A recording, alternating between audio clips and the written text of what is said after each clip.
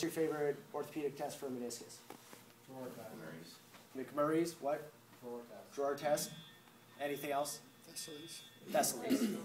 All right.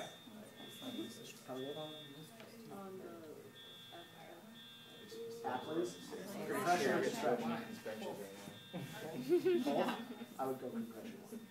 But I can do Distraction will test more vigorous. yeah, but It'll relieve the pain. All right, fair enough. You wrapped it up. Good job. At least you're thinking. I like this. All right, so you guys all had a bunch of different ones. I like them all. How about joint line tenderness? That could work. It's not a test. Displacement. Yeah, I forgot that one, so you can do it. So it doesn't. All right, yeah, that one doesn't I count. was just remembering. Yeah, I mean, Doesn't count. the more, yeah, that doesn't exist anymore. Okay, rip it out of Cipriano. Don't tell anyone in the department I told you that. The biggest thing is have your tests that work well. All those tests are good. Whatever you feel confident with to properly say it is a meniscus is best. And then following up with, does it pop, does it click, does it give way? If it's popping, it's clicking, or it's giving way, it's most likely a meniscus. Now it's just figuring out which one is it. Then you combine that with your different orthopedic tests, your Thessaly's, your Apley's, your McMurray's, your Steinman's displacement, your joint line tenderness, whatever it may be. And now you've confirmed, all right, the meniscus is irritated. So what happens a lot of times, we were talking, when you stand up, you load that meniscus. It can get more irritated. A lot of times with meniscus issues, you'll also have tibial torsion. We don't talk about tibial torsion a whole lot, I don't think. I have not paid much attention to what they have been telling you or not telling you. But tibial torsion, I believe that it plays a bigger role than we give it credit to. So with meniscus issues, I'll look at the inferior pole of the patella and the tibial tuberosity. And so those, in theory, should line up in a straight line. And so I'll check side to side. Some people are going to be off slightly anyways. In dancers, especially ballet dancers, they're going to have huge external rotation, but their hips are great. Their hips are moving fine. So it's not the external rotation that's showing up here isn't coming from the hips. It's coming from tibial torsion in the knees. And so if you don't address that factor and they're having knee pain, it's not ever really going to change. So what I'll do is I'll look and see, is one more laterally or medially than the other? And 9 times out of 10, the tibial plateau will be more laterally than medially. So you'll go in and you look and you say, okay, okay, bumps here and bumps here. And so I'll look at it and say, all right, this one looks a little more lined up than this one. And so I'll say, all right, so I want to do a tibial torsion tape job. So I've got tibial plateau right there, or tibial tuberosity. It's not the plateau. So we're in a tab mode here. I'm going to go right over that tibial tuberosity. I'm going to put my tab down again.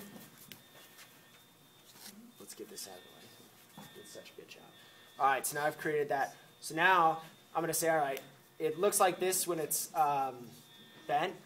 So I want to try to create some more tibial rotation. So I'll start with their legs straight. She's good. And then I'll put this down, and I said that it looked like it went more medially than laterally. You can also check again with her knee straight. Did the tibial tuberosity line up better?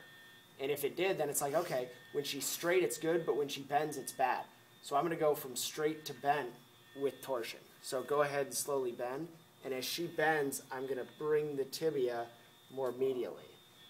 And so it's going to be tibial torsion. It's going to be torting. I don't know if that's a word or not, but now it is. Torting the tibia more medially. I like tort better than torque. I like tort better too. That's the word of the day, tort. And so I'll go through and do that. That can help to take off some of that meniscus irritation. So we've got tibial torsion tape job. We've got the MCL tab. We've got shin splits. You can tab and not tab. One more thing I'll show you before we go and overload you guys. The other thing you can do with meniscus, may or may not work, trial and error, talking to them, seeing what works, what does not, is you can try to open the joint line with tabs. Oh, the tape will rip. Got to be persistent.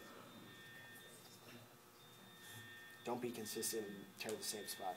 All right, so I've identified on now her right knee. She's got a medial meniscus irritation. All right, so now, again, I'm going to go in and I'm going to find her joint line. And then I've got her joint line right here.